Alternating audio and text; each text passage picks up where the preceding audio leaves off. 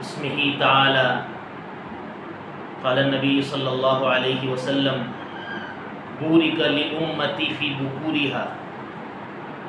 او کما قال علیہ الصلاۃ والسلام۔ ناظرین کرام، میں آپ حضرات کے سامنے مذہب اسلام کی ایک انوکھی بات، جس پر ہم گویا ماحولی اعتبار سے عمل پیرا ہے اور ایک درجے میں ہمارے لیے ایک نعمت بنی ہوئی ہے، ذرا میں اس کا استحضار آپ کے سامنے کرنا چاہتا ہوں کہ ہم اسلام کی اس خوبی کو مد نظر رکھتے ہوئے بصد شوق اس بات کو اپنی زندگی میں بسانے والے بنیں، اور مزید ساتھ میں یہ بات بھی ہم سمجھتے چلیں کہ مذہب اسلام کی جو تعلیمات ہیں، جو ہدایات ہیں، اس کے جو احکام و مسائل ہیں، اس میں کتنا وزن ہے، اس میں کتنے فوائد اور کتنے بینیفٹس ہیں، جس کو آج سائنسی دنیا گھٹنے ٹیک کر مان رہی ہے۔ ہم اس بات کو بھی سمجھ کر پھولے نہیں سمائیں گے اور خوشی کے زمزمے گانے پر مجبور ہوں گے کہ واقعی میرے رب اسلام نے مجھے مسلمان بنایا، اور اسلام کی اتنے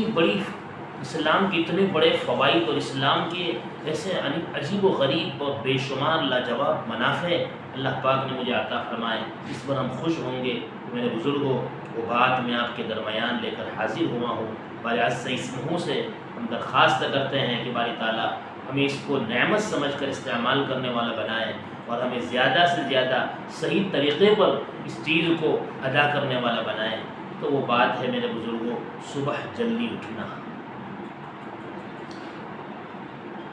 نبی علیہ الصلوۃ والسلام نے فرمایا، میری امت کو جو وقت دیا ہے برکت کا، وہ صبح کا وقت ہے۔ اور مذہب اسلام نے جو سب سے اہم حکم دیا وہ اقامت الصلاۃ کا، نماز کو اہتمام سے پڑھنے کا۔ اس میں سب سے پہلی جو نماز ہے دین کی ہے، وہ فجر کی نماز ہے، اور فجر کی نماز کا وقت ہم مسلمانوں کو دیا ہے صبح صادق کے ہونے کے بعد، جب تھوڑا اندھیرا ہوتا ہے۔ تو مسلمانوں کو یہ پیغام دیا گیا، او میرے ماننے والو، تمہارا دین صبح صادق کے نکلنے کے بعد شروع ہو جاتا ہے، سورج کے نکلنے کے بعد نہیں، صبح صادق کے طلوع کے بعد سے تمہارا وقت شروع ہو جاتا ہے۔ اسی وقت کو تمہیں اپنے دین کے آغاز کے لیے ماننا ہے، اور دین کی شروعات اسی سے ہوتی ہے۔ قربان جائیے، مذہب اسلام نے اس سنہرے حکم کو دے کر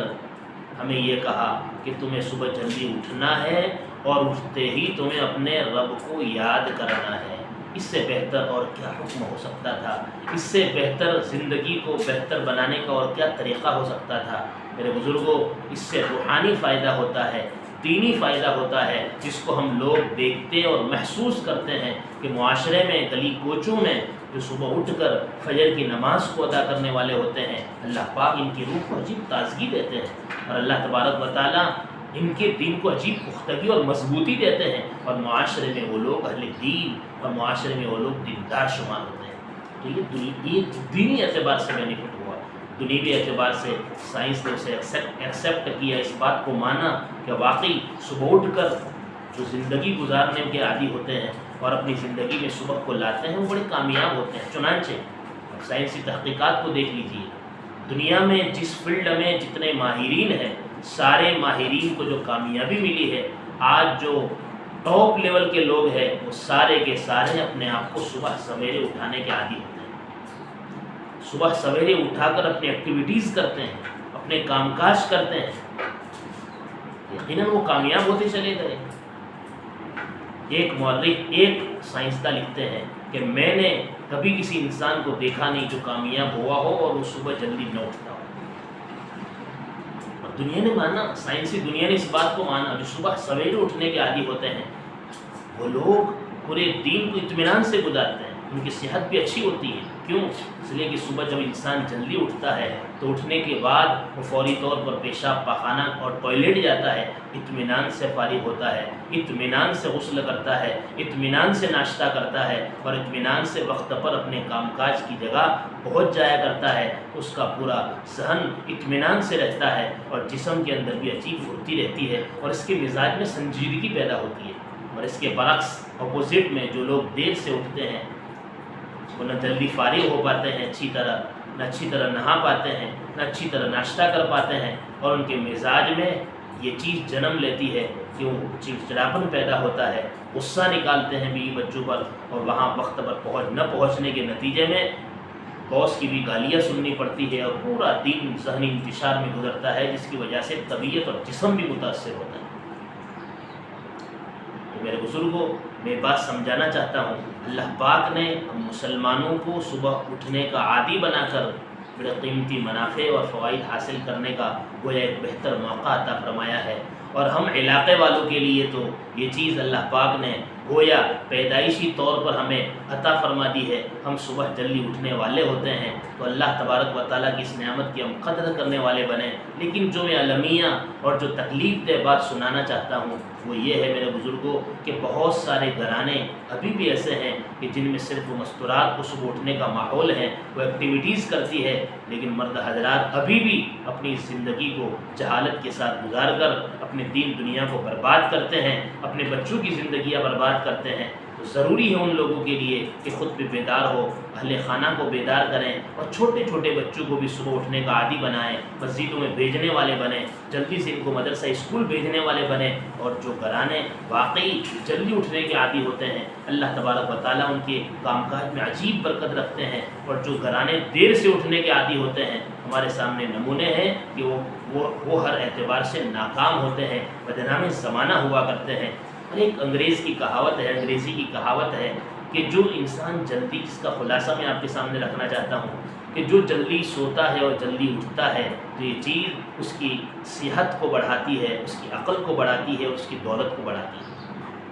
اس بات کو ہم سمجھنے والے بنیں اور جلدی سے اٹھ کر اپنے کام کاج کو نمٹانے والے بنیں۔ لیکن ایک دکھ بھری داستان یہ بھی ہے کہ ہم صبح اٹھ کر صرف کام کاج کو ضروری سمجھتے ہیں اور اپنے بیت الحیوانات پر جاتے ہیں، اپنے طویلوں پر جاتے ہیں اور کام کاج کرتے ہیں، پھر وہاں سے آنے کے بعد ہم خالی پیٹ ہوتے ہیں اور اچھی طرح ناشتہ نہ کرنے کی وجہ سے ہماری صحت بڑی خراب ہوتی ہے۔ لہذا ہم پوری بات کو لینے والے بنیں۔ جو لوگ کامیاب ہوتے ہیں وہ صرف صبح اٹھ کر ایکٹیویٹیز کر کے اپنی زندگی کو چھوڑ نہیں دیتے، وہ اس کے بعد اپنے جسمانی خوراک کا بھی پورا خیال کرتے ہیں۔ تو میرے عزیزو، میرے دوستو، بہت مؤدبانہ درجے میں یہ بات سمجھانا چاہتا ہوں کہ نبی علیہ السلام، صحابہ کرام، تابعین اور اہل اللہ کے یہ نظام رہا ہے کہ وہ صبح سویرے کے ناشتے کا بڑا اہتمام فرمایا کرتے تھے۔ تو ہم جہاں ایک نعمت کے پہلو کو لیے ہوئے ہیں علاقے میں ہم صبح اٹھنے والے ہیں الحمدللہ ثم الحمدللہ، لیکن جو دوسری اور اہم اور ضروری بات ہے وہ بات یہ ہے